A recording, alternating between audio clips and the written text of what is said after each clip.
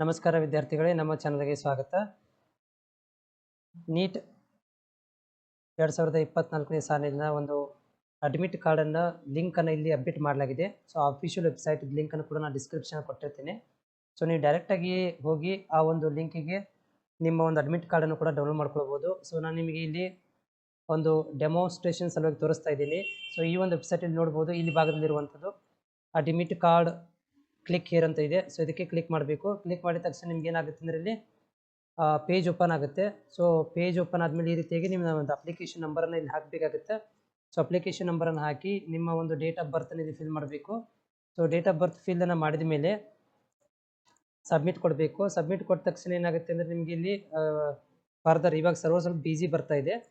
So ಆ ಒಂದು application ನಂಬರನ್ನು ಹಾಕಿ ಕಂಟಿನ್ಯೂಸ್ ಆಗಿ ನೀವು ಕೊಟ್ಟಾಗ ಅಲ್ಲಿ ಪೇಜ್ ಓಪನ್ ಆಗುತ್ತೆ.